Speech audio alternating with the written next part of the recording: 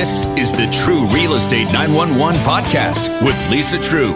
Lisa will share up-to-date real estate information with you that you need to know. Welcome to Treu Real Estate 911. It's Brian Mudd along with your local real estate pro, Lisa Treu, talking about the latest information in Palm Beach County real estate that you need to know to stay informed. And also, we're going to talk about some of the trends because there have been some changes as there typically are, not just seasonally, but also with this economy, this market. And we also know that you have the impact as well of rising rates, but still, there is so much misinformation out there. You know, I continuously hear people just automatically assume, well, rates are higher, so it must be bad. Well, no, rates are higher. They're actually still historically low. So we'll talk about all this throughout the course of today's show. Before we get started, if you're not already there, go to TreuRealEstate911.com. And that's TreuRealEstate911.com. When you get there, it all makes sense. You're going to find the best local resource for real estate information anywhere.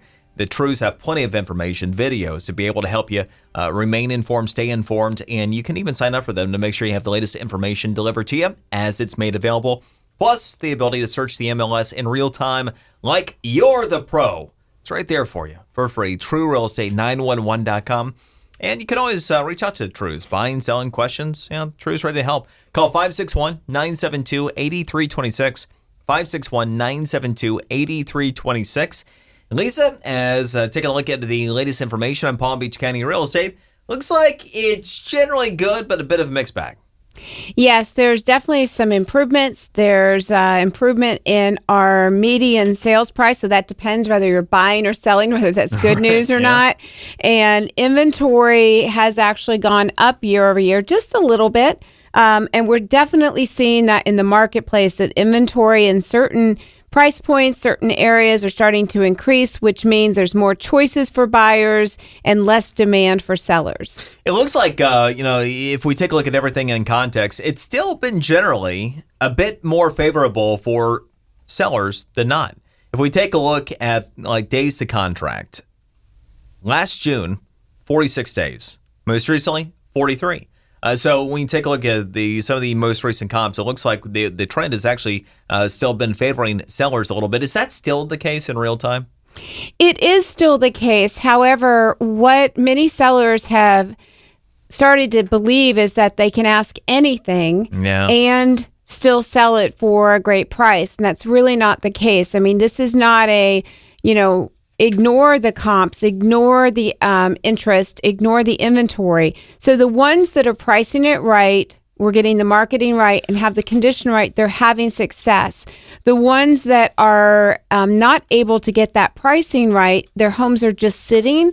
And as days on market increase, then buyers are less interested in the properties. Lisa, I see it all the time. You know, like a lot of folks, when something goes up for sale in the neighborhood, we'll take a look at it and we see it almost more often than not that properties are obviously mispriced. What is it that is causing that? Is it simply a real estate agent that's willing to take a listing and say whatever it takes to get it? I think that it's having conversations of what somebody needs versus what the market will allow. And I believe that you get top dollar by pricing it right in that sweet spot. When you overprice a property, then there's fewer people that want to actually buy that property. Steve did a statistical study one time, and we'll bring that in and talk about it, where when you overprice it just a little, how you lose over half of the buyers in the marketplace. It was daunting when I saw that report, and I actually questioned his numbers on it. I couldn't believe that much of a drop-off happened if you just were over 10%. And yet, when we started looking at it and he challenged my thinking, I realized he was right, which he usually is when it comes to data, right? And yet it just didn't seem possible. So if you're just off a little bit, see, everybody says, well, I can always come down. Well, you can, but you're going to have to come down a lot more than if you'd priced it right to begin with. And the other thing that people always say, well, if I'm listed high, they'll throw me in a low offer. Not in today's market, they won't. Many times buyers won't throw you that low offer. They'll just go to the one that's priced right. And there's always competition. Even in low inventory, there's competition of somebody who's priced right. And as inventory grows in an area, it's really important to get ahead of it, not try to chase behind it. Well, we're taking a look at the market. We're continuing to see, not surprisingly, that the more affordable properties are faring best, and on balance, the luxury properties are not. Although we are seeing a little bit of improvement again. This is, I believe, like 3 out of the past 4 months, we've seen a little bit of improvement on the luxury side. Yes, the luxury is now down to 11 months of inventory. And gosh, that sounds crazy to say it that way, right? Because we are still in a buyer's market, and yet it is better than what it was. I remember we were talking much higher numbers not that long ago. So I am super happy with the trend. Now, once again, that doesn't mean that you can, if you have a luxury home, just overprice it, right? You have to price it per the market. And we actually have created, going back to prior days, a checklist of ways to get top dollar as a seller. And there's a formula. And this even goes deeper than just getting the 3 things we've spoken about, even ease of showing. You wouldn't believe, Brian, how many properties we list that have been on the market, and they were so difficult to show. Agents just put them aside. We fixed some of the marketing, but also some of the ease of showing, making it attractive for agents to want to show it. And guess what? It sold, and sold for a great price, and sold quickly. So it is getting everything right, not just one little thing. Lisa, when I take a look, even at the luxury side, faring a little bit better, the inventory coming down, it appears as though the reason the inventory's come down is simply some listings that have been out there for a while came down. Not that necessarily there has been a huge shift in the market otherwise. Speaking to what you're talking about properties not being listed properly, not being priced right.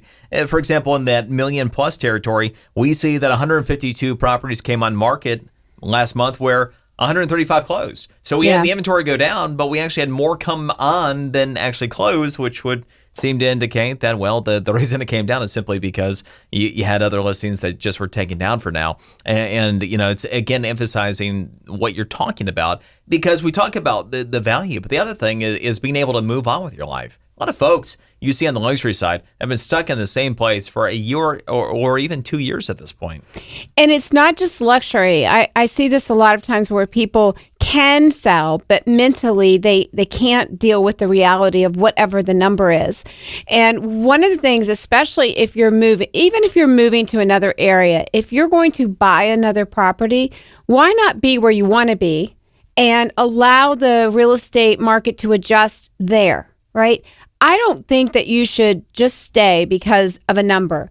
Now, it's different if you can't. It's a whole different conversation. And yet, if you have equity and you're just being stubborn because you do not want to sell it for less than you think you should sell it for, like I said, go buy where you want to be and enjoy life. Because let's face it, life's short and you might as well enjoy it, be where you want to be instead of being stuck and tied to a house. And another thing to think about, if your home is listed for sale and nobody's making an offer on it, you are actually the highest bidder for that home. Just a thought. It's a good point. You're making a lot of sense. Now, when we take a look, the median, the average sales price, something else came into focus here. We're continuing to see, price appreciation year over year, anywhere from about 3 to over 4%. But we're seeing what appears to be a normal rate of market return. Historically, real estate's around 4%. So, for a long time, we have been kind of in recovery mode, coming back from the recession. And then even over the past couple of years, though we weren't seeing the big spikes, we were still seeing, larger numbers that were making some people nervous, because the question was, well, is this sustainable? We're kind of where we probably should be from a sustainability standpoint at this point, it would appear. Yes, I think we're at a kind of a healthy standpoint, and we're even seeing some communities where their prices are sliding backwards a little bit. And so, and that a lot of it, I believe, has to do with too many homes coming on the market all at once, overpricing happening, things sitting on the market longer. So when you overprice a home, you actually impact the value of today, but also of the future. Because if there's too many overpriced properties, eventually somebody's going to say enough's enough, drastically drop their price, and that becomes the new comp, right? So if you price it right, you're actually helping you, which is the number one thing you would need to think about, but then also the continued growth of your community. Something else that I found to be interesting, taking a look at this from a sustainability standpoint, I always like looking at the percentage of cash deals that are being done because that obviously can be a tell if people are being stretched. And year over year, when we take a look, we actually saw, despite the higher prices, slightly more all-cash deals than we did this time last year, which continues to show that people, by and large, are well positioned for the homes they're buying. We are definitely seeing more cash, and I think we will continue to see that as long as our international buyers continue to come. We're watching that very carefully. I mean, there's so many changes going on internationally that obviously that impacts South Florida at a very high level. The nice thing about the international buyer is that, let's face it, they spend more money. They really do. They're not buying generally fixer-uppers. They're buying properties that say wow, and properties that they can show their friends and say, look what I just bought in the United States. Florida was still number one for international buyers. We are 19% of all the international buyers buy in Florida. Now, obviously not all of them are in Palm Beach County. However, we get our share of them. And so we always watch that international market because that's a big part of our cash. And the Northeast is another big part of our cash because they have a lot of equity in their homes, and they come down here and they think our prices are really affordable. Yeah, no question about it. We've talked about the differences between a lot of areas, not just in the Northeast, but internationally as well. And kind of to your point, we've actually seen the euro fare a bit better against the dollar here of late. And that is all part of why it's so important to have that kind of strategy. I know you guys are constantly looking for those international opportunities. Yes, and every time we travel, we build relationships. We have somebody traveling right now to 3 different countries. And while they're there, they're obviously enjoying a little bit of time off, but they're also looking to who do they need to meet in order to bring more opportunities to our company and our clients for future international business. Now, the next move here, real estate's always seasonal. South Florida is always a little bit different than the norm.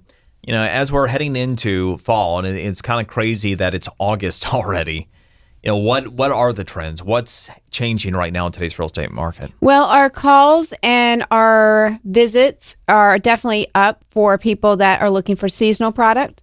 Makes sense. They do not want to be stuck with winter. Again, they just don't. And how important, I'm thinking season this year because of the new tax law. We've talked a lot about the higher tax states, many of which are traditional snowbird states in the first place. This now becomes real. It's the first season where they're staring at tax implications that could mean for many people tens of thousands of dollars of difference, for high net worth individuals potentially more than that. So we really have 2 different types of people looking to come to Florida. We have the seasonal person who is coming down to escape winter. And then we have the person who says, how do I make this my primary residence? From a tax standpoint, they're not buying second homes because they're probably going to have a challenge with that. They are coming down to actually buy a permanent residence and establish evidence that they are a Florida resident. And so we really have 2 opportunities in the marketplace. The new permanent resident many of them are pre-retirement. Many of them own businesses or have careers where they can work anywhere that they want to work. And they say, first of all, why not live in Florida? Right. Because they also don't want to do winter again. And yet they're really looking at it from a tax benefit standpoint. We're putting together a great webinar with a tax professional, our mortgage professional, and myself with more information on this because we know this is a hot topic for people in the Northeast. Yeah, no question about it. And to your point as well about, the international buyer and what they're looking for, obviously these individuals, if you're coming down here for tax purposes, approximately only 6% or so of people this really applies to, you're talking about those that are going to be likely of well above average means and thus are going to be looking for significant properties. Yes. I mean, most of the people that are looking at this are in that luxury price point because, like I said, they're not looking at second homes. That's really not going to fly for most of them. They're going to have to make it a legitimate residency if they're coming down here for tax reasons. The states up north are not going to want to easily let go of those tax dollars. So it's important to have a strategy. That's why we've teamed up with people that can actually answer those tax questions and help them kind of be on point with it versus just thinking, oh, well, I'll go buy something and then, well, okay, that really doesn't qualify for what you need. So it's important. Now, I want to ask you a little bit about rates and the impact in the market, because I come across a lot of people that just go, well, they're higher than they have been. That's true. It's funny. I was taking a look, and when we purchased about 6.5 years ago, the rates today are no different than they were 6.5 years ago. In other words, yes, the Federal Reserve has been raising rates, but even in years recent where the Fed was at a lower Fed funds rate, we actually had rates that were comparable to where we are now in the 4 and change range, the 4.5 range, what have you. I mean, that is not only still historically low with average 30-year fixed rate mortgages over 8%, but a lot of people just go, well, they're higher, so it must not be good. And are you having to kind of play through that a little bit with some people that might not have good information? I think most people are not all that focused on interest rates. The ones that are feeling it are the ones that thought about purchasing last year and actually went and got pre-approved and found out what they could afford. Okay. And then for some reason they didn't purchase. And now they're finding out that they can no longer qualify for that amount because the rates are higher from what they were a year ago. Right. So those are the ones that are being impacted by it most. And yet we've been able to even help those buyers because we've been able to put together a plan and say, okay, this is your first home. It doesn't have to be the dream home, as we always say.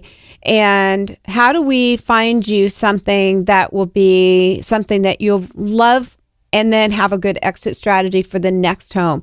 So I think those are the ones that are really impact, the ones that had planned to buy and then didn't. And now they're comparing, well, wait a minute, I could 90,000 more last year. And in the 350 and under, losing 90,000 is a lot of money and a lot of buying power. So that's really where we've seen it. And yet, like I said, we've been able to still help that buyer get a property that they're thrilled with. And again, the most important thing if you're thinking about real estate decisions is to have good information so you can make informed decisions. So if you're not already there, again, go to TreuRealEstate911.com, and the Treus, they're ready to help you. You don't have to be looking to buy or sell. They're happy to answer questions. 561-972-8326. 561-972-8326.